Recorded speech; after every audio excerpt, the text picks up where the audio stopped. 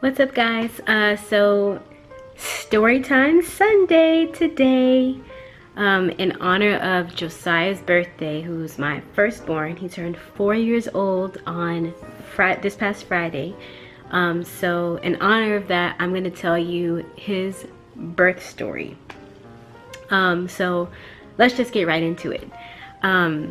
So I remember it was like the brink of Hurricane Sandy in 2012, and my husband and I had this youth conference that we had been planning for, and we were just like, you know, fingers crossed this baby has to come after the youth conference, because we were the ones, you know, I was doing the music, he was speaking, and like we had to be really involved. So, you know, in the months leading up to it, hi Nathaniel,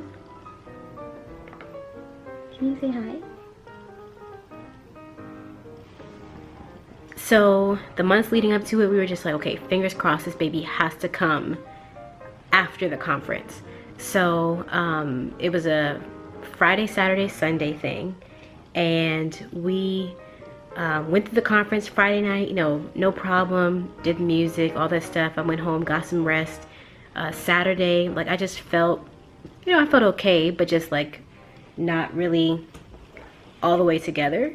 So, and I remember like we had this whole table where we were selling books and, you know, t-shirts and things like that. So we had this long hallway in the building that we were in.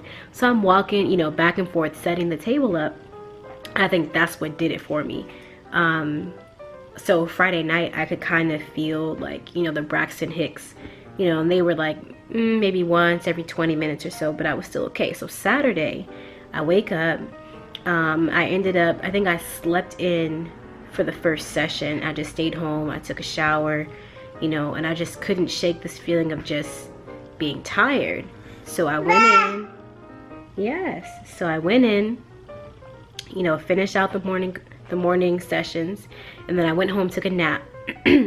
I came back for the evening session. I remember we did our music thing, and then I just like, I couldn't take it anymore. I just went and I laid down in the back room for the rest of the service, and like I slept the whole thing, and then around about, I'd say maybe 8 or 8:30, somewhere in there, I was like, okay, I feel like I need to go home. It still didn't dawn on me like I was going into labor.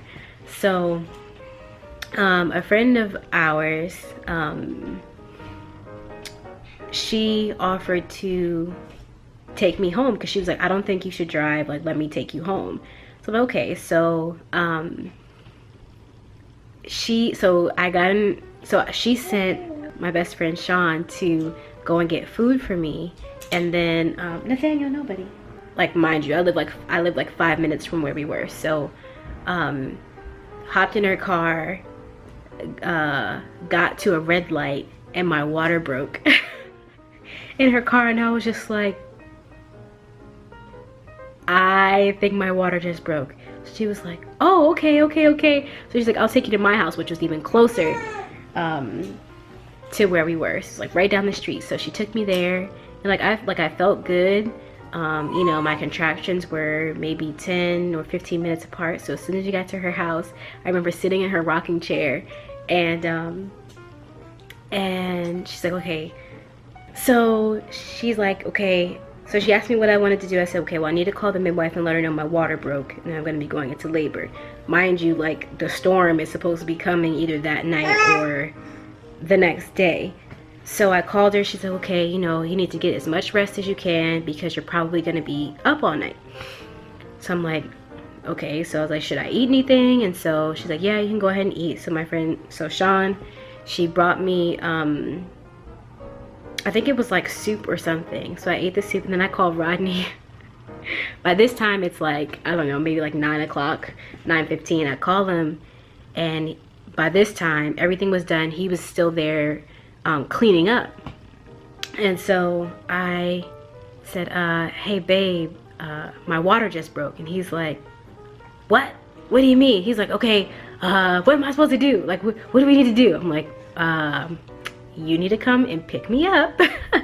And then we need to go home and like we need to get all of our stuff together, you know, whatever. So he was like, okay, I gotta, it's like, hey, you could just hear him on the phone like telling everybody, oh, her water broke.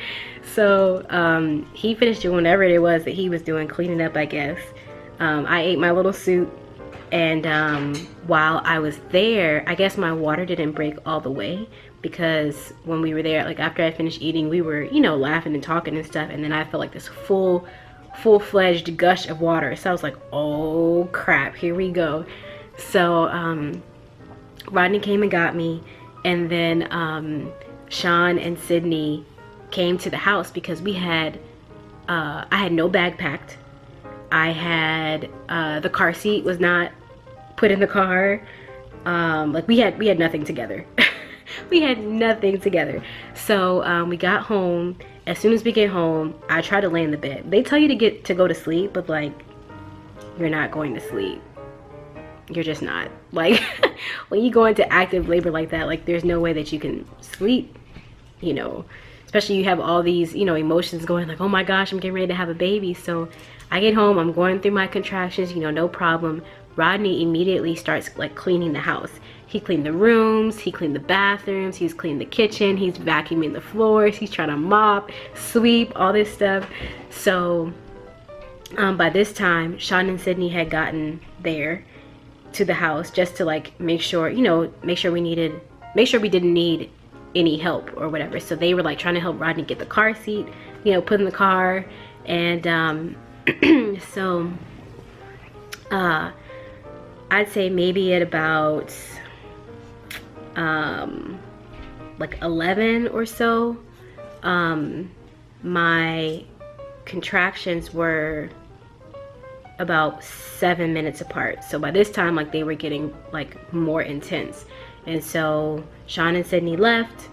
Rodney like stayed with me, and he was like holding my hand and like helping me breathe through them and stuff. And so then we called the midwife back. She said, okay, when they're 5 minutes apart, you guys, you need to come in. So I remember like around midnight, we're getting in the car, and I just remember like, what the heck are we getting ourselves into, man? So the birthing center was about 30 minutes away in Southwest DC. So any of y'all that live in the DMV, you already know how bad the roads are, right? So we get on BW Parkway, and like every single bump that we hit, I was like, oh my gosh, you know. So then Rodney's like trying to drive slow, but I'm like, hurry up, and he's like, okay, but then he goes fast and he hits a bump. So finally we get there, and of course, like we had already texted my parents. We had texted Rodney's mom, who lives in Pennsylvania, so she was on her way down. My parents met us there at the birthing center, and then Rodney's godbrother from New Jersey, he came down too. So like they were he was there, and then my parents were like just pulling up at the same time as us. And I remember going into the birthing center, and they had to check like my dilation and all that stuff. To me personally, that was more painful than the delivery. It just was. So I think at that time I was 7, I want to say I was like 7 centimeters dilated. So anyway, so we go into the room, they run the bath. I wanted to do a water birth, so they ran the tub for me, got changed and all that stuff. And like my dad busts in the door trying to crack jokes. And I was like, now is not the time for jokes, you need to get out. So so my mom ended up coming in with me, and Rodney was there, of course. And so like I went through the labor, and by this time, like I was so tired because we had been up all day. And I don't know, I couldn't have been 7 centimeters.